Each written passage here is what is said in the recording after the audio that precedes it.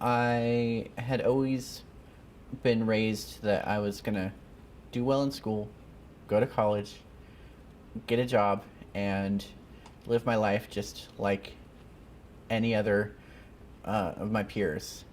When I was maybe 11, 12 years old, I saw for the first time that many people with disabilities didn't have jobs. And that frightened me as a child, thinking that I could work so hard, do well in school, and then still have problems finding a job. There is a sleeping giant in American politics, 56 million people strong. Until now, they've been largely silent, but in 2016, one group of advocates is working to wake this giant to change the presidential race. Disability is an issue that is really still in the shadows. There's so much stigma around disability that people don't really talk about it publicly. Keep in mind that most people with disabilities, you can't see their disability because it might be a chronic pain disability, it might be a mental health disability. So most disabilities are not visible to the naked eye. We are the largest minority in America, and yet you can say that a lot of our agenda has not been met where other minorities and other interest groups have been able to reach some great attainable goals. It's never really been an election issue before.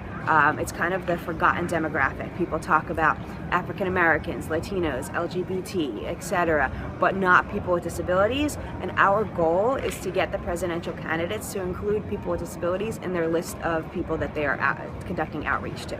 20% of Americans have disabilities.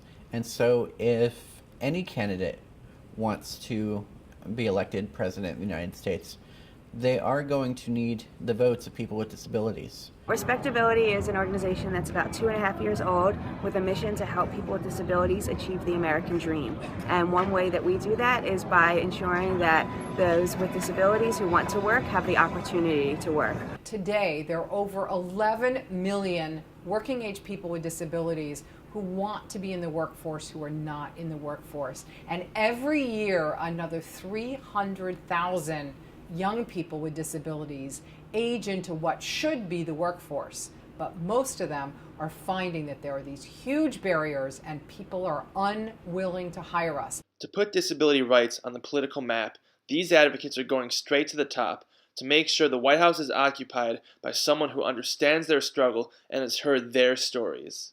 Someone has to stand up for people with disabilities, and as I've said, it cannot just be parents and relatives and siblings who are doing the work, because it reinforces the notion that people with disabilities cannot stand on their own. Nowhere can you really have a bigger impact than you can with presidential candidates in the early states of Iowa and New Hampshire, where you can get up close, you can get in personal, and you can talk to them about issues. In the last cycle, it very rarely came up. The word disability was not mentioned at town halls, at debates. And so what we've done is we've come here to Iowa, to New Hampshire, and brought a group of self-advocates, people with autism, people with spina bifida, people who care about these issues, to attend events and ask the candidates at the town halls a variety of issues affecting people with disabilities. When it comes to people with disabilities, I give you my commitment. I will do everything I can as president to expand their independence, to expand their ability to work meaningfully, to empower them to have access and the ability to work and provide for themselves. The ultimate goal is to have all presidential candidates to get on board with creating a genuine, concrete, substantive plan for people with disabilities. That is the only way that those issues are going to be adequately addressed, if we can get politicians to actually talk about the issues. You know, I meet folks who come to my events, they stand up and they talk to me that they're an adult with autism, or they're in a wheelchair, and they want to work, they want to contribute. What are we going to do? We want to be able to say at the end of the day that people with disabilities made the difference between a candidate winning and a candidate losing. Presidential candidates need to work for all of us. They need to represent all of us. And so I call on my fellow citizens who have disabilities to get involved, because it's easier than you think to make a difference. An America who has reached where it needs to be on disability rights is an America where it doesn't matter what disability you had or what abilities you have, that you have equal opportunity to get a job, go to school, marry the person that you want.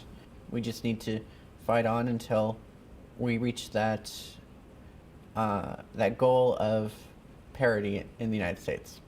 Together, we have to defend all of our rights, civil rights and voting rights, workers' rights and women's rights, LGBT rights, and rights for people with